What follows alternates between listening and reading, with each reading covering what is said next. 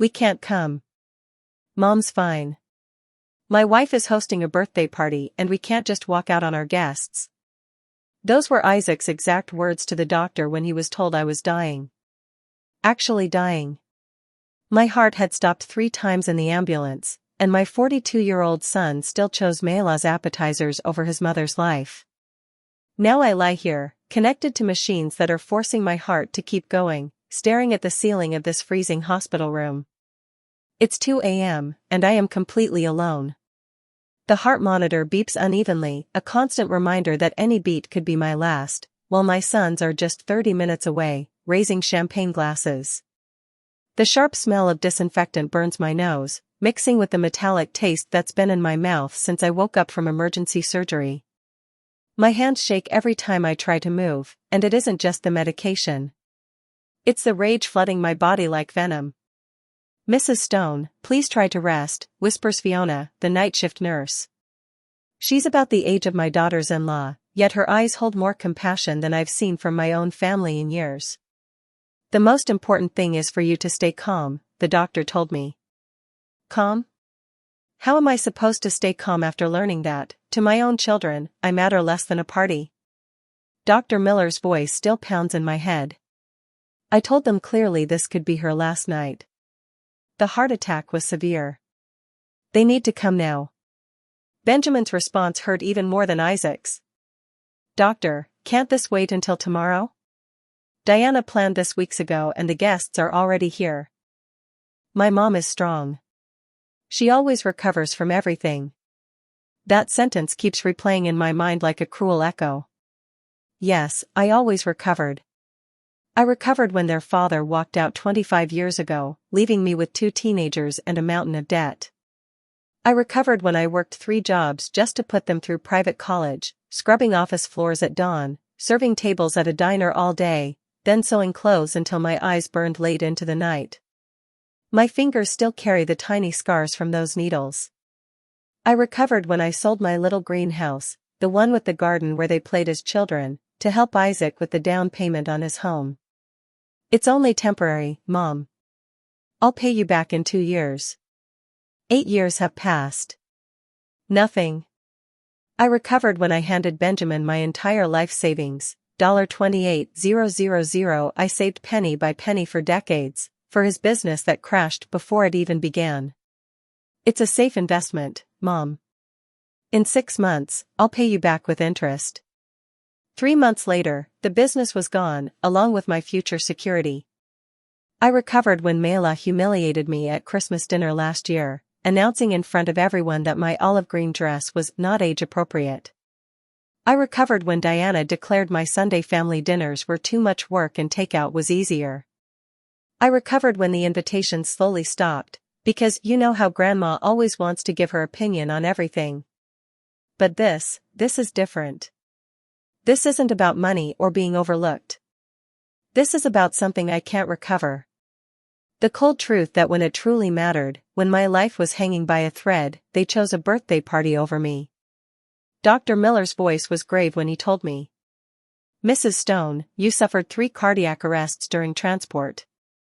The paramedics revived you, but you were clinically dead for 4 minutes. It's a miracle you're speaking right now. 4 minutes dead. And my children were more concerned about not ruining Mayla's pink party decorations. The door to my room stays shut. No worried calls in the 5 hours since I woke up. No texts. Just the relentless beeping of the machines keeping me alive, and the echo of their excuse, "We can't." My wife is throwing a party. Fiona checks my vitals every hour. "Your blood pressure is a little high," she says softly. "Are you thinking about something that's upsetting you?" If she only knew. I'm thinking about 66 years of unconditional love thrown away for a slice of cake and balloons. Looking at the glowing city lights through this hospital window, I feel something inside me finally break. And it isn't my heart, it's the last tiny drop of hope that I still mattered to someone. Tomorrow, I know they'll call. They'll walk in with cheap supermarket flowers and rehearsed excuses. "We didn't realize how serious it was. We thought you were exaggerating again, like when I fractured my wrist last year and it took them 3 days to visit." But it's too late. Tonight showed me exactly where I fall on their list of priorities, and I am very, very low. I close my eyes and drift back 40 years. Isaac was 2, Benjamin a newborn. We lived in that tiny 2-bedroom in Lakeside, with walls so thin I could hear the neighbors breathe. Robert, my husband at the time, worked long hours at the textile mill, and I stayed home raising the children. I can still remember the scent of baby powder and the sound of their giggles as I bathed them in that second-hand plastic tub we had bought. Isaac was always glued to me. "Mommy, Mommy," he would chant all day, wobbling after me on those chubby little legs. Benjamin was more independent, but the moment he fell sick, he clung to me like a shadow, begging for the lullaby my mother once sang to me. "Everything for my children," I used to whisper to myself as I sewed until 3 in the morning to sell clothes at the weekend market. Every extra dollar went straight to them: new shoes when theirs no longer fit, school supplies, Isaac's soccer lessons, Benjamin's guitar classes. I wore the same gray dress for 2 years, but my boys always looked spotless. The first sign of change came when Isaac turned 25. That's when he met Mayla at work, a polished woman with a perfect smile and nails that never had a single chip. The first time he brought her for dinner, she scanned my home like a realtor judging a property that needed serious upgrades. "Cecilia," she said, smiling without warmth, "don't you think it would be better if Isaac and I spent Christmas at my place this year? My family has very strong traditions, and well, my mother is used to doing things a certain way." That Christmas, I ate alone for the first time in 25 years.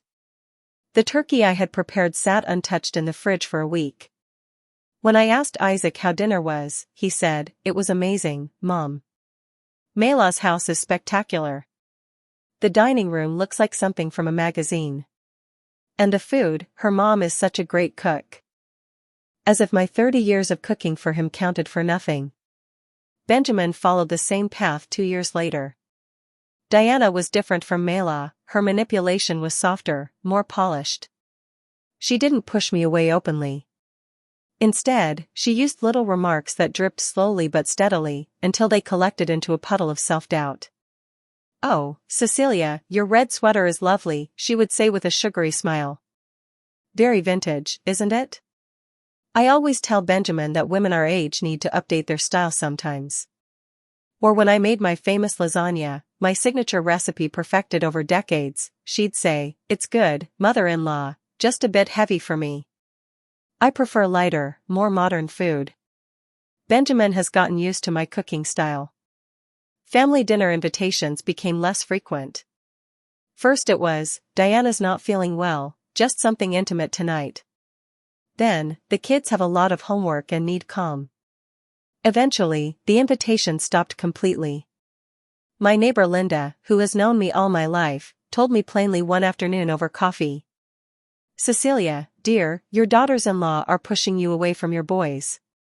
It's the oldest story there is. I've seen it 1,000 times.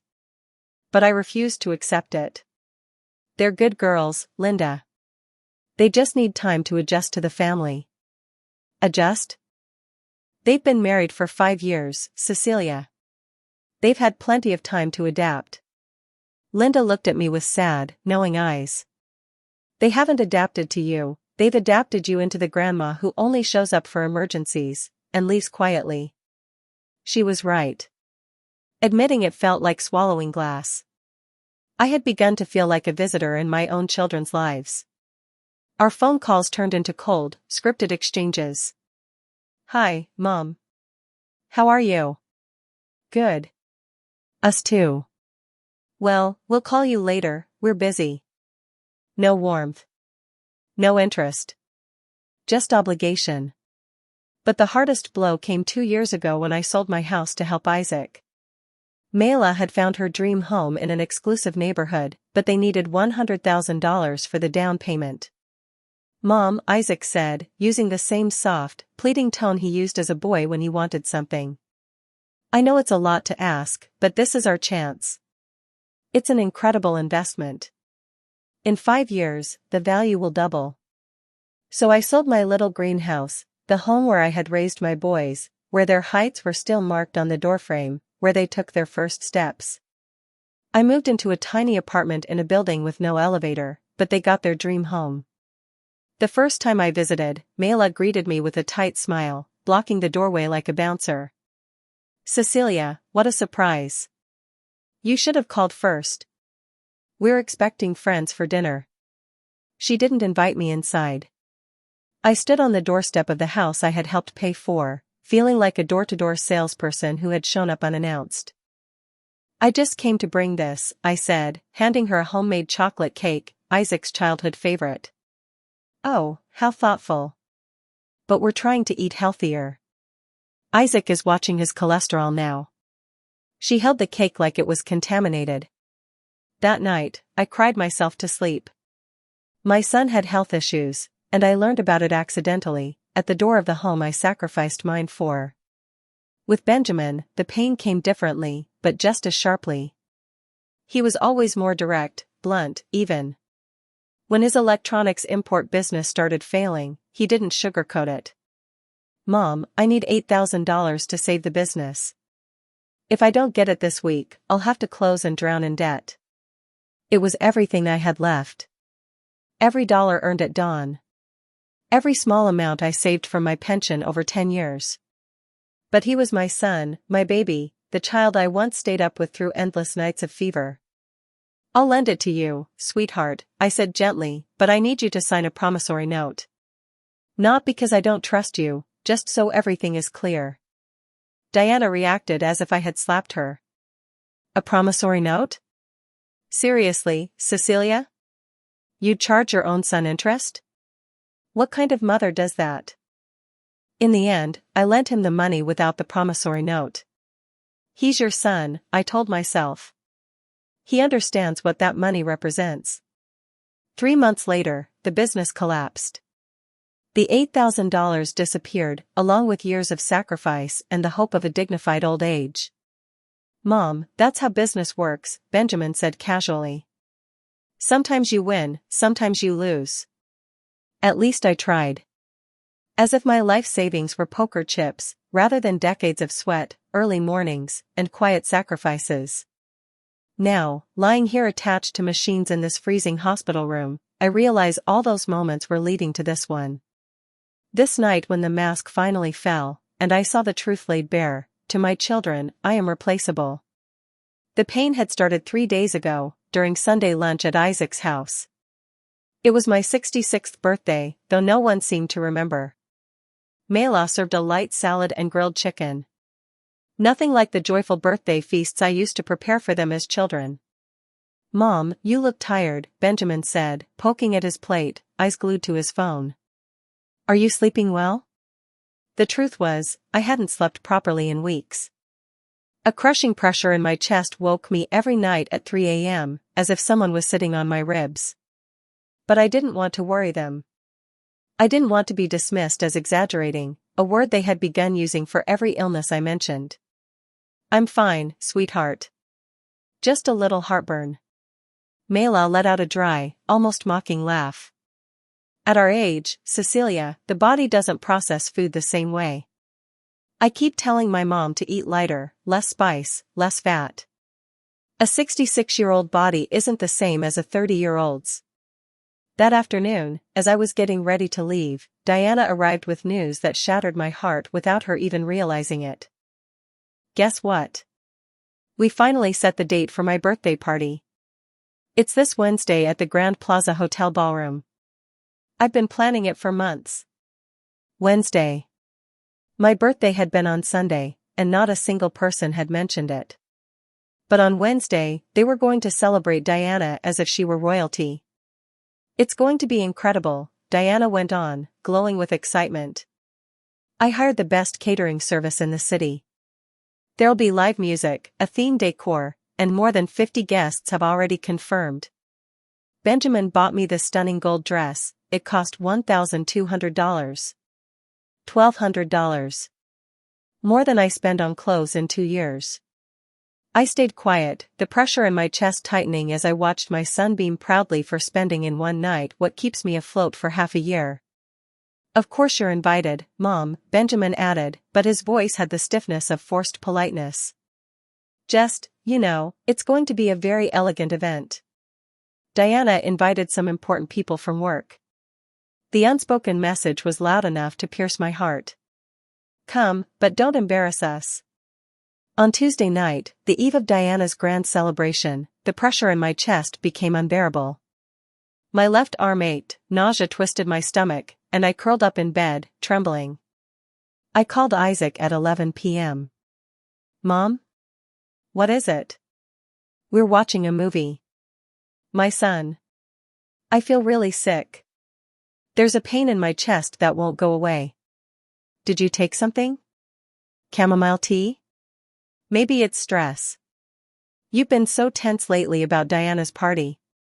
Look, we'll stop by tomorrow after the celebration. Tomorrow. My pain had to wait until after Diana's big night. I hung up feeling more alone than at any other moment in my life. Even my suffering had become an inconvenience, something to postpone. That night, I didn't sleep a single minute. Guess what? We finally set the date for my birthday party. It's this Wednesday at the Grand Plaza Hotel Ballroom. I've been planning it for months. Wednesday. My birthday had been on Sunday, and not a single person had mentioned it. But on Wednesday, they were going to celebrate Diana as if she were royalty. It's going to be incredible, Diana went on, glowing with excitement. I hired the best catering service in the city. There'll be live music, a theme decor, and more than 50 guests have already confirmed. Benjamin bought me this stunning gold dress. It cost $1,200. $1,200. More than I spend on clothes in 2 years. I stayed quiet, the pressure in my chest tightening as I watched my son beam proudly for spending in one night what keeps me afloat for half a year. Of course you're invited, Mom, Benjamin added, but his voice had the stiffness of forced politeness. Just, it's going to be a very elegant event. Diana invited some important people from work. The unspoken message was loud enough to pierce my heart. Come, but don't embarrass us. On Tuesday night, the eve of Diana's grand celebration, the pressure in my chest became unbearable. My left arm ached, nausea twisted my stomach, and I curled up in bed, trembling. I called Isaac at 11 p.m. Mom? What is it? We're watching a movie. My son. I feel really sick. There's a pain in my chest that won't go away. Did you take something? Chamomile tea? Maybe it's stress. You've been so tense lately about Diana's party. Look, we'll stop by tomorrow after the celebration. Tomorrow. My pain had to wait until after Diana's big night. I hung up feeling more alone than at any other moment in my life. Even my suffering had become an inconvenience, something to postpone. That night, I didn't sleep a single minute. That they needed to come immediately. My already fragile heart seemed to collapse even further. And what did they say? I asked. Fiona paused, struggling to speak. She didn't want to be the one to deliver this kind of betrayal. But I needed the truth, no matter how much it hurt. Your eldest son said they were at a very important party, that they couldn't leave the guests. He said you've always been strong, and they were sure you'd recover. Tears spilled down my cheeks, unstoppable. It wasn't just the post-surgery pain, it was the realization that Diana's party, her $1,200 golden dress, and fancy appetizers were worth more than all the years I had poured into raising them. Your younger son, Fiona continued gently, asked if they could come tomorrow morning, after the celebration was over. Linda woke up to the sound of my sobs and rushed to my side. My dear, what is it? Are you in pain? Everything hurts, Linda. It hurts to realize I gave my entire life to 2 children who chose a party over knowing whether their mother would survive the night. Lying there, staring at the hospital ceiling at 3 a.m., while my children toasted with champagne 30 minutes away, I made a decision that would change everything. The next 3 days were an emotional storm I never imagined I'd experience. Every hour without a call from my children felt like another knife to an already broken heart. Fiona began avoiding eye contact, as if she couldn't bear to tell me, again, that no one had asked about me. On Thursday morning, 24 hours after Diana's party, the room phone finally rang. My heartbeat spiked so sharply that the monitors began to beep. It was Isaac. Mom? How are you? We just found out you were in the hospital. Why didn't you tell us? My blood boiled. After everything that had happened, after the doctors had called them multiple times, he still had the nerve to ask why I hadn't informed them. Isaac, I said, in a voice that didn't even sound like mine. The doctors called you on Wednesday. They told you I was dying. They told you to come immediately. Silence. Heavy, guilty silence. Oh, right.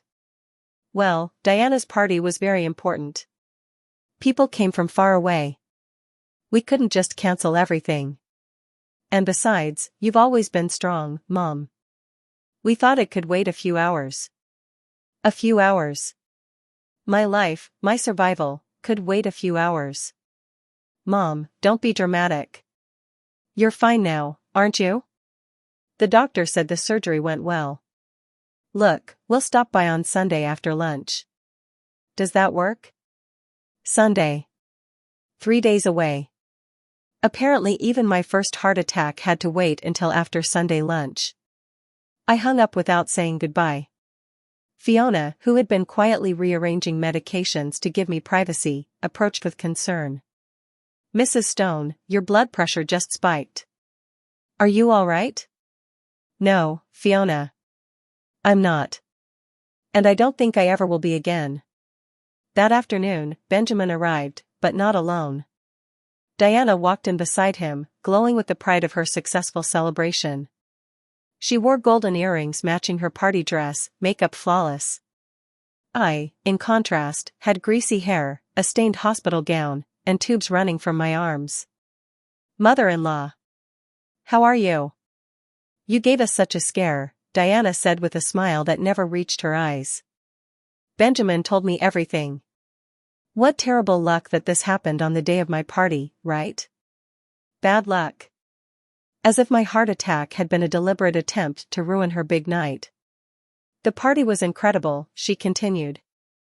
Mom, Benjamin began, sitting in the chair farthest from my bed, as if proximity might infect him with mortality. You should have seen the decorations. Diana really outdid herself. Over 60 people came, her boss, several important clients from my job. He was talking about decorations, guests, networking, while I had been fighting for my life. How are you feeling? Diana asked, in a tone that expected a neat, polite, I'm fine. You look much better than we expected.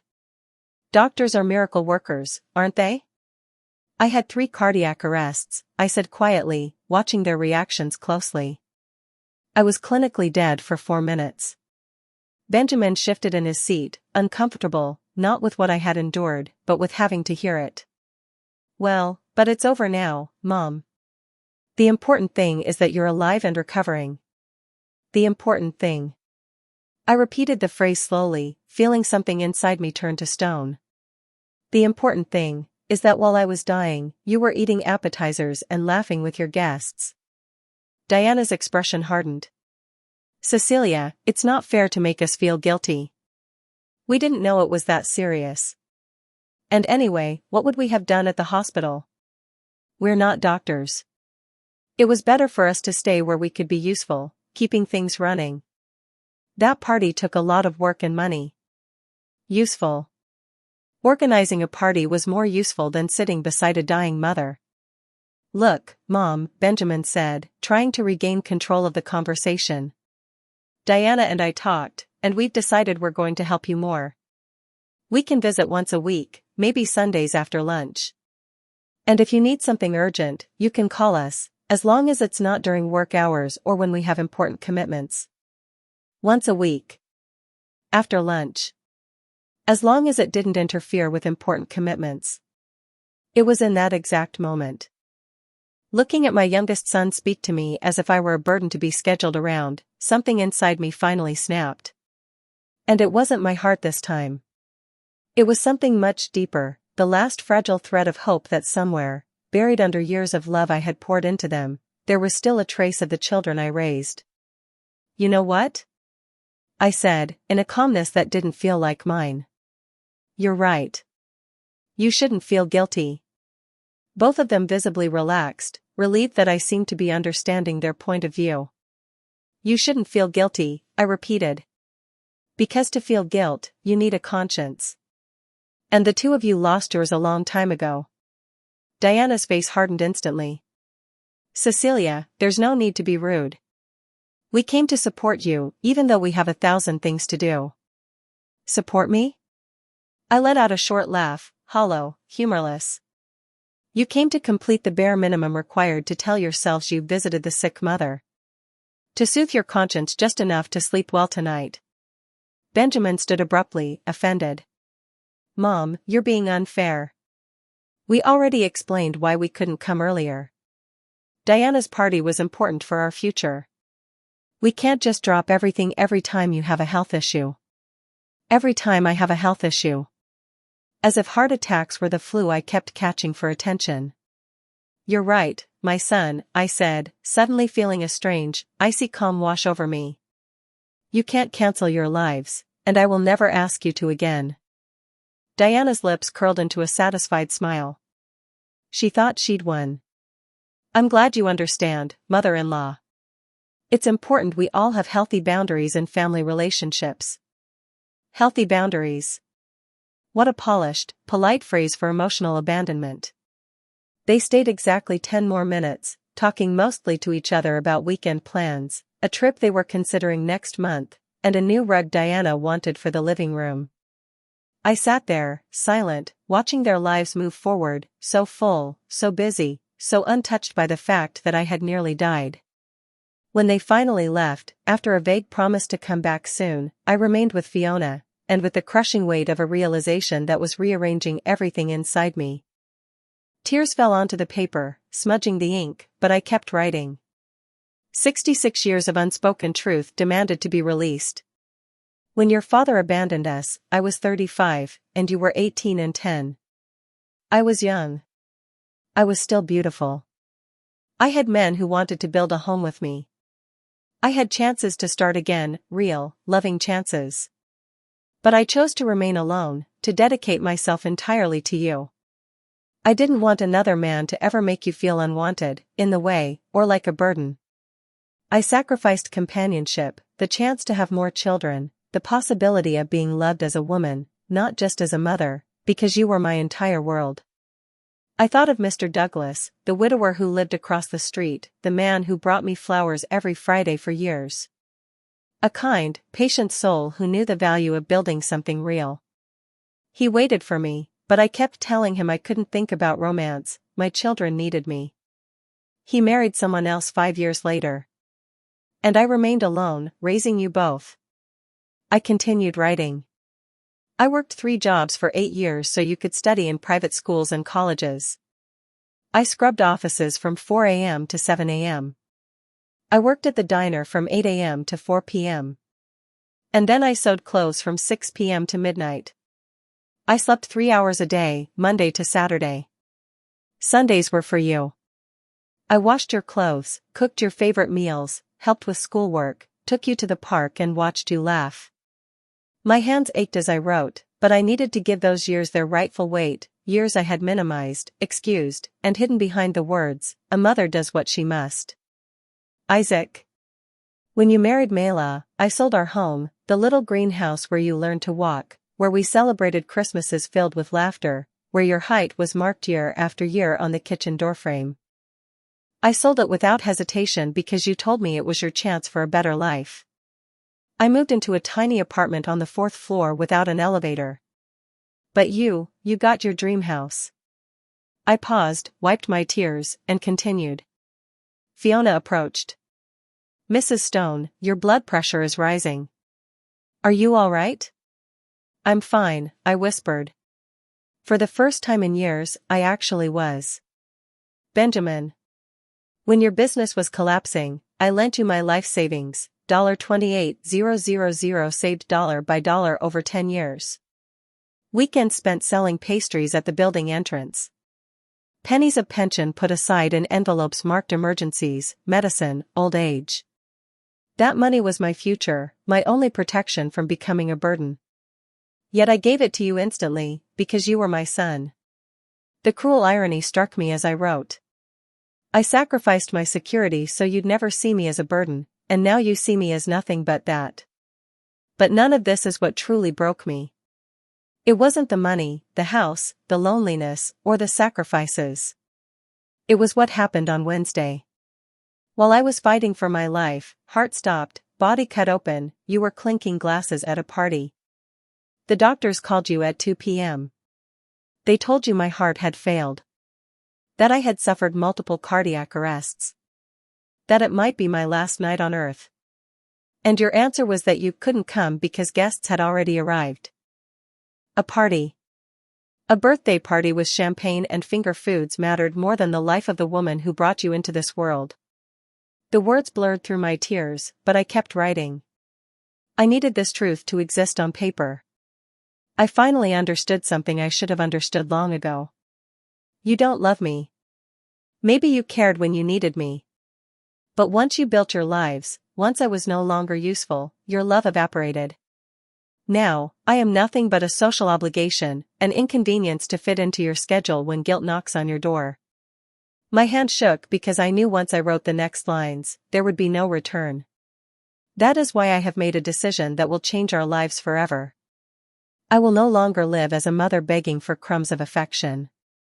I will no longer pretend that a 5-minute visit and a forced phone call are enough. I will no longer accept that my life is worth less than a party, less than a dinner, less than a busy weekend. I took a breath, not from exhaustion, but from release. My heart wasn't breaking this time. It was opening. When you read this letter, I will already be gone from your lives. Do not look for me. You will not find me. I am choosing to start over somewhere far away, where no one knows my story, where I can simply be Cecilia, not the discarded mother who sacrificed everything for children who gave nothing in return. Fiona approached again. Mrs. Stone, it's 4 a.m. You should rest. Almost done, sweetheart, just a few more lines. I am not leaving out of anger, but out of love, finally, love for myself. The same love I poured into you. I will now pour into my own life. I deserve to be surrounded by people who value me, who care for my well-being, who choose me, not tolerate me. Do not wait for me. Do not hope for reconciliation. This is my final goodbye. Be happy with your busy lives, your parties, and your priorities. I will find happiness far from you. I signed it with my full name. Cecilia Rosewood, your mother, until today. I folded the letter carefully and placed it in the drawer. Tomorrow, I would give it to Linda with precise instructions on when to deliver it. For the first time in days, I fell asleep without crying. Friday morning, I woke with a strange feeling spreading through my body. 14. It wasn't the physical pain I'd carried since the heart attack. This felt different, like a current of nerves and excitement rushing through me, a sensation I hadn't felt in decades. It was the feeling of finally taking back control of my own life. Linda arrived early, as she had every morning since my surgery.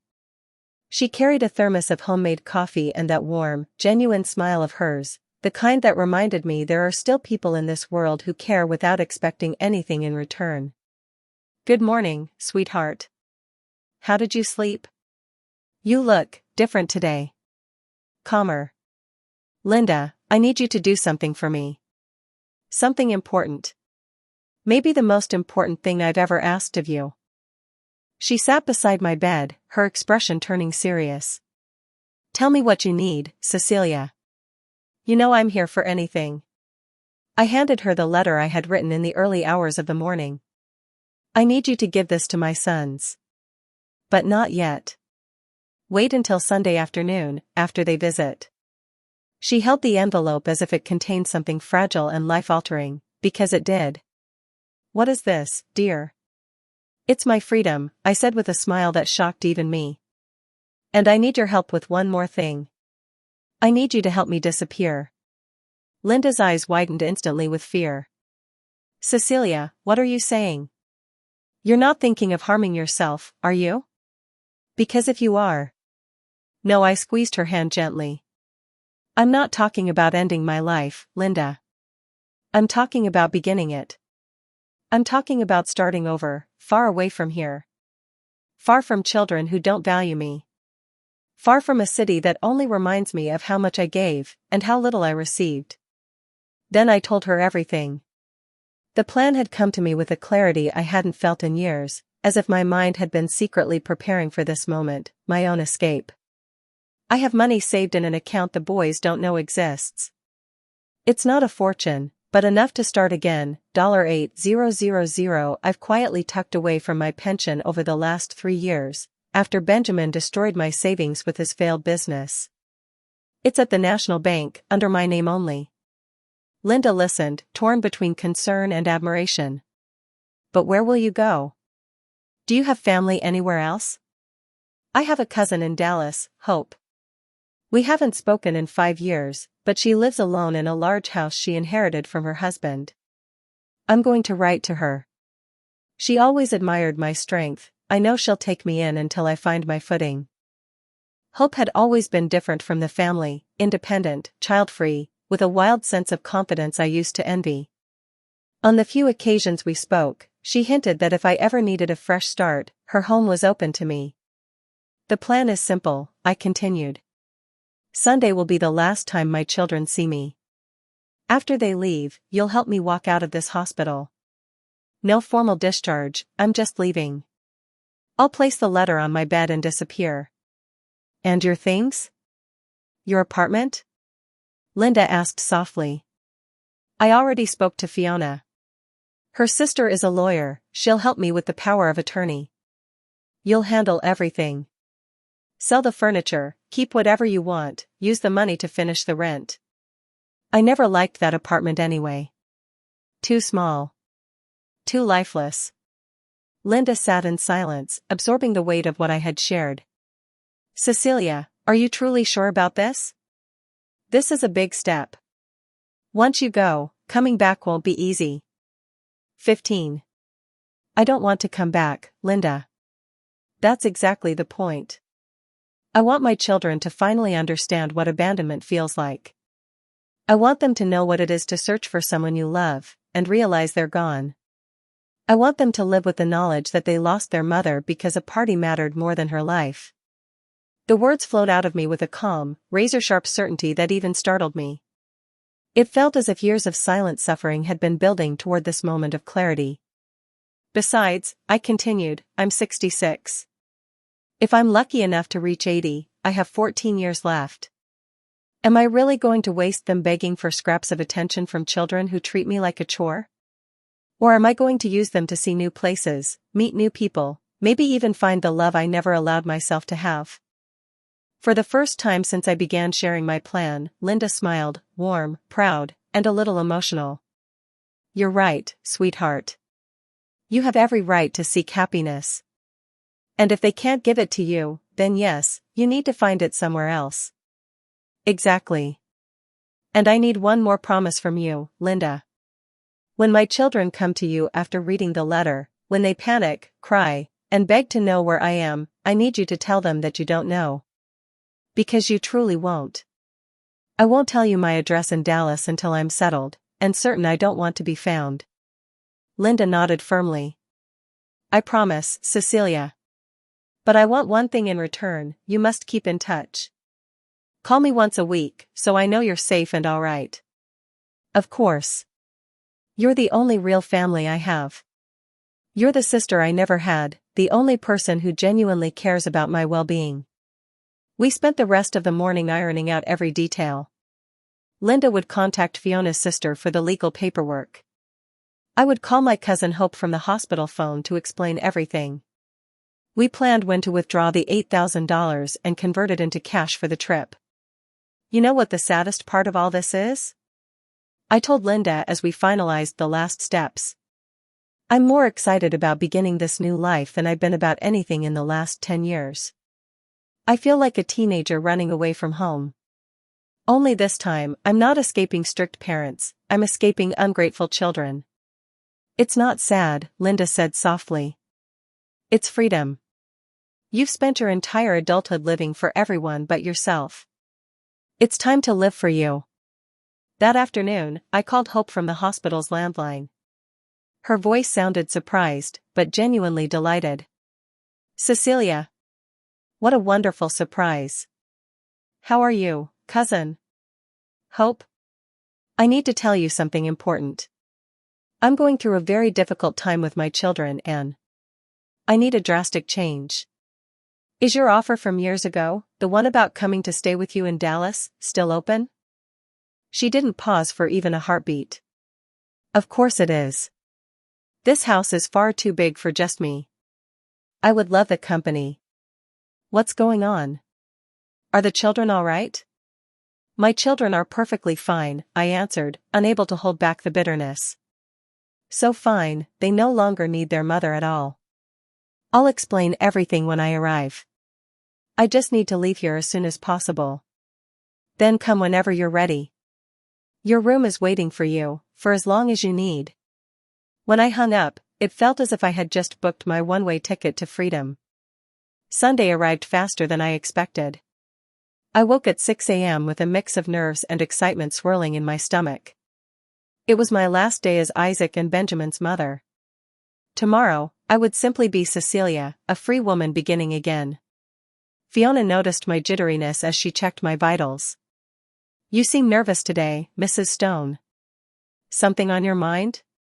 Not worry, sweetheart, excitement. Today is the final day of a life that no longer fits me. All morning, I mentally rehearsed the plan. Linda had already withdrawn the $8,000 on Friday and stored it at her home. Fiona's sister had completed the power of attorney for Linda to manage my affairs. Hope was waiting for me in Dallas with open arms. Everything was ready. Isaac and Benjamin arrived at exactly 2 p.m., just as they promised, after finishing lunch, of course. Benjamin came with Diana, wrapped in a new coral-colored dress that likely cost more than my monthly groceries. Mayla arrived 15 minutes later, apologizing because she had to finish a super important work call. Mom, you look so much better, Isaac said, deliberately choosing the chair furthest from my bed. The doctor said you'll probably be discharged this week. Yes, Mayla added. We knew it couldn't be as serious as they made it sound. You've always been so strong. So strong, said as if my strength justified their absence. And what are your plans once you leave the hospital? Diana asked with that trained, artificial smile of hers. With our work schedules, it'll be difficult to visit often, but we can call on weekends. Calls, if nothing more important came up, of course. Actually, Benjamin chimed in, Diana and I were talking and we thought you should consider moving into one of those senior living places, you know, with 24-hour nurses and activities. It might be best. A nursing home. After abandoning me during a near-death medical emergency, their solution was to tuck me away in a care facility. There are some lovely ones. Diana said eagerly. We visited one last weekend just to check it out. It's very clean. 16. The food seemed acceptable, and the cost wasn't outrageous. It's only about $2,000 a month, Isaac said, and with your pension and a small contribution from us, it's totally manageable. $2,000 a month, the same amount Diana's birthday dress cost. And the best part, Isaac added, is that you'll be with people your age. You can make friends, play cards, join activities. It's so much better than being alone in that apartment with no one there if something happens to you. I stayed silent, watching my two sons discuss my future like I was a problem to be handled, not a person with a say. They weren't asking what I wanted. They were telling me what they had already decided. And besides, Mayla chimed in, it's safer for everyone. If you have another medical emergency, the staff can deal with it, without us having to leave work or our important commitments. There it was, the truth laid bare. They wanted to make sure that the next time I was dying, it wouldn't interrupt their precious commitments. And when exactly did you plan to put this into action? I asked, surprised by the calm in my own voice. Well, no rush, Benjamin said. Maybe in the next 2 or 3 months. That gives you time to adjust to the idea, and we can save for the initial deposit. 2 or 3 months. That was the time they were giving me to prepare for my official exile. You know what? I said, feeling a strange smile stretch across my lips. You're right. I think I do need a radical change. Their shoulders dropped with relief, convinced I had accepted their plan. I'm glad you see it that way, Mom, Isaac said. It's what's best for everyone. Oh, without a doubt, I replied. It will be best for everyone. They spent the next hour talking about the senior home, their work schedules, and the vacation they were planning next month. I sat there, a silent spectator, listening to them plan a future that wasn't theirs to plan. Diana showed Mayla pictures from the birthday party, the celebration that mattered more to them than my life. Look at this cake I ordered. Isn't it gorgeous? It cost $300, but it was worth every cent. $300 for a cake. Nearly a quarter of my monthly groceries. And this is the dress Benjamin bought me, she continued, proudly swiping to another photo. Isn't it stunning? Designer $1,200. But my husband says I deserve it. She deserved a $1,200 dress. Yet I didn't deserve a visit while I was dying. By 4 p.m., they began the ritual of leaving. Mayla checked her watch for the third time, Diana performed a dramatic yawn, and Benjamin kept glancing at his phone. Well, Mom, Isaac said, standing. We should get going. We have dinner with Mayla's parents, and we can't be late. Dinner with Mayla's parents. Of course, that couldn't wait. It's all right, dears. Go ahead. They each gave me a quick, duty-filled kiss on the forehead. Diana even wiped her lips afterward, as though my skin had left an unpleasant trace. We'll call you this week, Benjamin said at the door. And we'll research more senior homes, Mayla added. Take care of yourself, Diana said with a fake smile. Don't worry about a thing. We'll handle everything. They left behind the strong scent of Diana's expensive perfume, and the echo of promises that meant nothing. I stared at the door long after they were gone. In a few minutes, Linda would arrive to help with the final stage of my plan. In a few hours, I would be on a bus to Dallas. By morning, this hospital bed would be empty, and my children would be reading the letter that would shatter their perfect little world. For the first time since the heart attack, I truly smiled. Not from joy, but from freedom. The freedom of a woman who finally realized her life mattered more than the comfort of ungrateful children. Fiona entered for the afternoon checkup. How are you feeling after their visit, Mrs. Stone? I feel free, Fiona. For the first time in decades, I feel completely free. Free? Free from what? Free from the illusion that I matter to anyone but myself. At 6 p.m., Linda arrived, punctual as always. She carried a small suitcase with clothes she packed from my apartment and $8,000 in cash. Ready for your new life, my dear? More than ready, Linda. I think I've been waiting for this moment for years without realizing it. By 7 p.m., as the hospital halls grew quiet and the night shift settled in, Linda and I set my plan into motion. The adrenaline rushing through me at 66 was surreal, as if I were a teenager sneaking out of home, not an old woman reclaiming her life. Are you certain about this, Cecilia? Linda asked one last time as she helped me dress. Once we leave, there's no going back. Linda, I haven't gone back in 40 years. The day I chose my children over myself, I erased the path behind me. This is the first time in decades I feel like I'm walking towards something, not running away. I slipped into the dark green dress I bought last year but never wore because Mayla said the color didn't suit me. Today, it felt perfect, the color of new hope. Of a new beginning. 17. Fiona walked in at the exact moment we had planned. Her shift ended at 8, and she had agreed to help with the most delicate part of the plan, getting me out of the hospital without any official record of my departure. Mrs. Stone, are you ready? She asked quietly. My sister is waiting in the parking lot with all the legal papers you need to sign. As ready as I've ever been for anything, I replied. I took the letter from the nightstand drawer and placed it on the pillow where my head had been resting, perfectly visible. A plain white envelope, with my children's names written in my neat handwriting. So innocent. So simple. Yet I knew those 4 pages would shatter the comfortable world they built by pretending I didn't exist. Linda, remember, wait until tomorrow afternoon to deliver it. I need time to reach Dallas and settle before the storm begins. I remember, dear, she said. Tomorrow at 5 p.m. I'll go to Isaac's house and hand them the letter. And when they ask where you are, I'll tell them exactly what you told me, that I don't know. We walked through the hospital corridors like any visitors leaving after visiting hours. Fiona had chosen the perfect time. Enough movement for us to blend in, but not enough for anyone to notice an older woman with a small suitcase. In the parking lot, Sarah, Fiona's sister, was waiting. She looked to be in her 40s, with a serious but warm expression. She shook my hand with professional firmness. Mrs. Stone, I'm Sarah Miller, attorney at law. My sister told me about your situation, and I want you to know that you have my full support. What you're doing takes courage. Thank you, counselor. Do you have the documents? Yes. She opened a folder. This power of attorney gives Mrs. Johnson full authority over your financial and legal matters here, selling your belongings, canceling contracts, handling anything that comes up.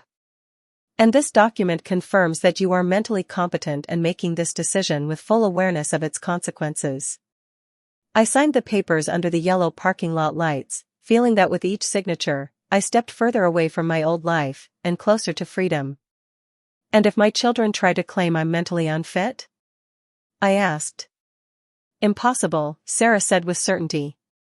I have witnesses, medical confirmation of your full mental capacity, and evidence that this decision is well planned, not impulsive. And remember, legally, you have every right to choose where and how to live. Linda rode with me to the bus terminal.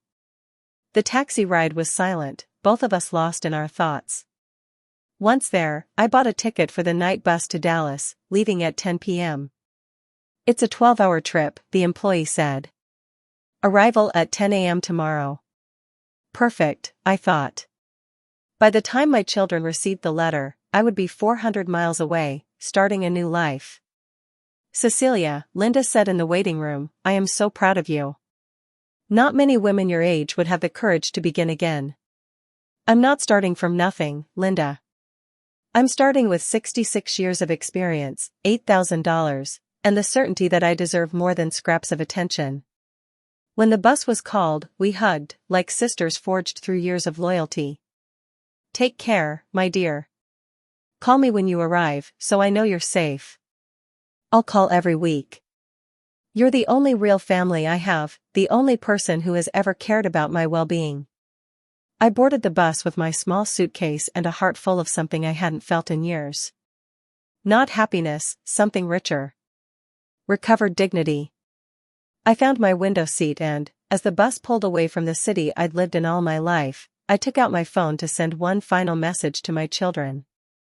Not to explain, my letter did that, but to make it clear that this goodbye was final. Isaac and Benjamin, by the time you read this, I will be gone. In my hospital bed, you will find a letter that explains everything. Do not look for me. This is my final decision. Be happy with your priorities, I will be happy without you. Cecilia. I hit send and immediately turned off the phone. I didn't want to see the rushed messages, the suddenly panicked guilt, the last-minute attempts to pull me back. They had a lifetime to show love. They chose not to. The bus rolled through the night, carrying me further from a life of unseen sacrifices and closer to a life filled with possibility. Cold window glass pressed to my cheek, I watched the lights of small towns flicker by, houses where mothers likely ate dinner with children who truly valued them, families who said goodbye with real kisses and kept their promises. At 2 a.m., while most passengers slept, I stared out the window, thinking of what I had left behind, and what awaited me. I felt no sadness. No guilt. Only something I hadn't felt in decades. Hope. My cousin Hope had told me on the phone that Dallas was beautiful, full of parks, markets, warm weather, and kinder people. Here, you can start over, Cecilia. Here, no one knows your story. You can write a new one. 18. Writing a new story. I loved the sound of that. For the first time in my adult life, I was going to be the protagonist of my own life, not a side character in my children's story. As the bus moved forward, it carried me towards something I never thought I'd taste again, freedom. I arrived in Dallas at 10 a.m. on Monday, exactly as planned. The sun shone brighter than I had seen in years, as if even the sky was celebrating my new beginning. My cousin Hope was waiting at the terminal. Her smile instantly reminded me of my mother, her aunt, who used to say that true family isn't who shares your blood, but who shares your pain and your joy. Cecilia, I'm so happy you're here, she said as she hugged me with a warmth my own children hadn't shown me in decades. You look tired, yes, but there's something different in your eyes, like you finally left a very heavy weight behind. I did, I smiled. I left a 40-year wait in a hospital 400 miles away. During the ride home, Hope told me about life in Dallas, the cheap outdoor markets, morning exercise groups for women our age, parks full of laughter, dance classes for seniors, and even part-time jobs for people with experience. Here, no one will judge you for starting over at 66, she said. This city is full of rebirth stories. Her home was just as she had described, bright, spacious, full of flowers and life. The scent of roses, jasmine, and lemon trees wrapped the backyard like a soft blanket of peace. The room she prepared for me had a window facing the garden and a bed with fresh lavender-scented sheets. This is your home for as long as you need it, she said softly. And if you choose to stay forever, it would be an honor. That afternoon, while Hope cooked a warm meal that brought back memories of childhood, the call I had been waiting for finally came. It was Linda. Cecilia. I delivered the letter. Exactly how you wanted. And it happened just as you imagined. Tell me everything, Linda. I want to know. I arrived at Isaac's house at 5 p.m. They were having a calm family dinner. When I said I had a letter from you, Mayla rolled her eyes and said, it's probably another one of her dramatizations because we haven't visited her in 2 days. I let out a bitter laugh. Even my letters, they saw as dramatics.